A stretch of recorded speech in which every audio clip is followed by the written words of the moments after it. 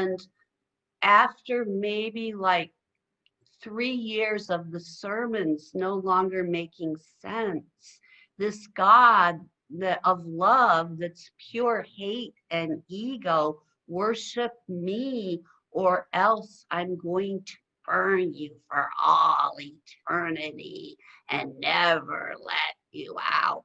That no longer made sense, that a loving God would do that.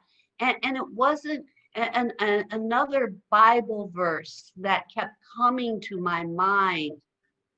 For those of you who aren't Christians who are listening to this, there is a Bible verse in the New Testament that says, all of man's righteousness is as filthy rags to God. And what that is saying is that God doesn't care how good you are, how righteous you are. It's filthy rags to him. He only wants his ego appeased. He only wants you to worship him and have faith in him. You can't work your way into heaven. All your good works, it's not going to do you a damn bit of good, because he's going to throw you in hell no matter how good you are. And I kept thinking, all of these wonderful, beautiful people who love their children, who work at Special Olympics, who are just, they never lie, they're good people. He is going to burn them because all their whole life's effort is filthy rags to him. And I kept saying, no, how you live your life matters. And once I started thinking on that, I thought to myself, okay, you can be a pedophile priest and you can literally brutally rape young children, brutally rape them, but you ask Jesus Christ to forgive you, and his blood covers every rape, every molesting. Even if you murder a child, the blood of Jesus covers you and forgives you. And you're going to go to heaven. And it's going to be wonderful. And you're going to have your own cloud, you pedophile priest. You're forgiven.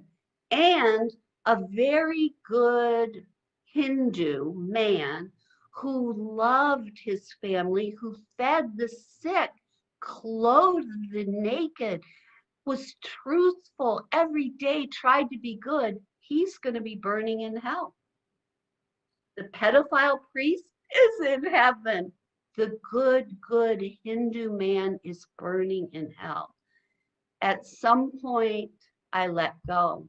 It was like free fall. It was literally like jumping into the Grand Canyon. I let go. I let go of that dark, hateful God. And the other thing that kind of got to me during that time too, think about it, I'm very pro-life, and I started thinking about Passover. Passover was when God, Yahweh, got mad at Pharaoh and he said, I'm going to teach you a lesson, Pharaoh. I'm going to get you. And he slaughters thousands of firstborn Egyptian children, infanticide. The Christian God is the God of infanticide. You worship people, a God of infanticide. He told the Hebrews, you can slaughter the Hittites, slaughter the children, slaughter the old women, slaughter everyone. Oh, you can keep the virgins, but everyone else you kill.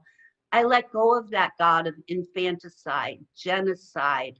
It's a God of human sacrifice. Christianity is based on human sacrifice. It's based on that, as if human sacrifice, taking your child, your son, and having them sadistically nailed to a cross is a good thing, really a good thing. I let go of it. I free fell into the Grand Canyon of being an agnostic. And about that time, I read Marianne Williamson's book, A Return to Love, which kind of became my Bible of sorts. But her book just talks about what it means to have love be your guide, have love be your religion. And that was that was probably around 2000. And so for the next 21 years, I have been your friendly agnostic. Hmm.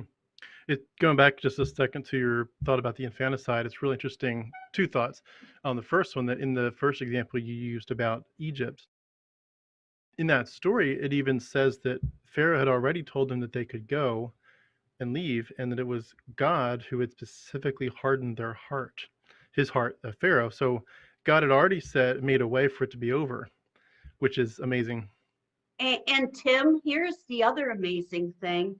This was infanticide, and historians writing about that actually say the blood of the innocents ran red down the streets. There was so much gore from killing these firstborn children that the blood ran red down the streets. How can a church celebrate the slaughter of innocent children?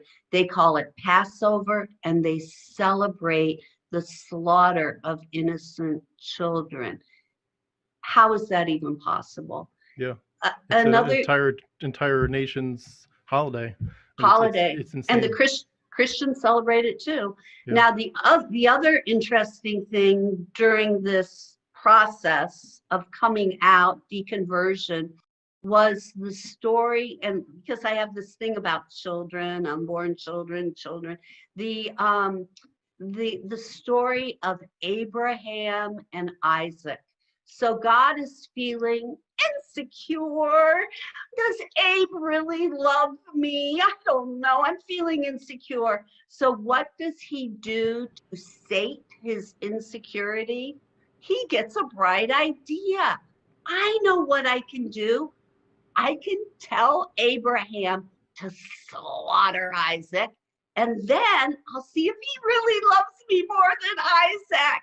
So God tells him, you need to prove your love to me. Take Isaac, put him on an altar. And Abraham says, I'll do it. I'll do it. So he takes him and he puts him on an altar as if this is a good thing. This is like you saying to your wife, Tim, wife, I don't know if you still love me. Please take our child who's 10 years old into the garage and cut his throat. And then I'll know, wife, if you really love me. Now take him now. Here's the butcher knife. Take him into the garage and slit his throat. You would go to a mental institution. You would be arrested as a psychopath, and you would be in a mental institution. For a God to ask one of his children to slit the throat of his own child is a psychopath. A Yeah. psychopath. And it's interesting too when you look at the cultural dynamics of what was going on there. You have other nations who are doing child sacrifice, and so and obviously there's more to that history than we're going to go into here, but just in terms of what the Bible describes it as is that Israel was supposedly not doing any child sacrifice, and all the other pagan nations supposedly were. And so you'd think, okay, if this God really wants to say, I am so holy and so different, so the one main way that I am going to make myself radically different from all these other pagan nations that love to sacrifice their kids is I'm going to tell you, please go sacrifice your kid. Like, come Yes. on, that doesn't make sense. No, no, no. He's separate. Yeah. He would never And, do and, that. and Tim, along those lines, if he was going to have a demarcation between him and those people who did sacrifice children, Passover, the slaughter of the firstborn, was 100% child sacrifice to that God. That God sacrificed thousands of children, as many probably as those other nations who did child sacrifice. This was the ultimate child sacrifice, thousands at one swoop. No other God, pagan God, had perfected child sacrifice the way that Yahweh had. He Yeah. had it under control. It's interesting that when you're looking at child sacrifice too, number one, there's some one-off weird things that happen in the text where I think it's in the Psalms David or Solomon or somebody says something like, "Blessed are those of you who dash your enemies' Yes. babies' heads against the Yes. rocks." These Yes. imprecatory, like I hope, it's like I hope God gets you. I hope God gets you so Yes. bad that He literally dashes your kids' heads open on the rocks. I mean, Yes. this is some really nasty stuff. And Yes. good. And Tim, along these lines of this very brutal, sadistic God, and people like to separate him from Jesus. Oh, that's not, they'll tell me, that's not my Jesus. Folks, this is what you call the Trinity, and they are one. Jesus is Yahweh. All of those things that Yahweh did, as hard as this is to conceptualize, Jesus did. And Jesus was okay with it. People, he never denounced any of this infanticide or genocide. He never denounced Yahweh. And in the Christian mindset, he was Yahweh. Mm. He was Yahweh. Yeah, they Yeah. can't. Yeah, progressive Christianity or a Christianity that likes to separate the Yahweh character from the Jesus character, it It doesn't make it doesn't. any better. No, And it doesn't make it better. And then the other thing, as far as the child sacrifice goes, this is maybe the most dastardly. I don't know. It says also Yahweh slash Jesus slash Holy Ghost say in their law, okay, Israel, okay, Hebrews, if you have a child that's unruly, this is what I want you to do with them. I want you to take them to the edge of the field, and elders in the village, I want you to pick up stones and I want you to throw stones at that child until he is dead. Now, I would like to ask you, Tim, what does it do to the soul of a man, a father, to go to an edge of a field and to pick up rocks and throw them at an unruly child until that child dies? Throw them and hit the head of the child, watch the child crumple. What does that do to that wicked God, Yahweh, actually told his people to take stones to a child and stone them to death, to mm, death. And all of the zeitgeist of these Christians, I don't care if you're progressive, if you're liberal, or you're fundamentalist, that God was wicked, dark, twisted, evil. And for you to worship that God and call that God good is a travesty to truth.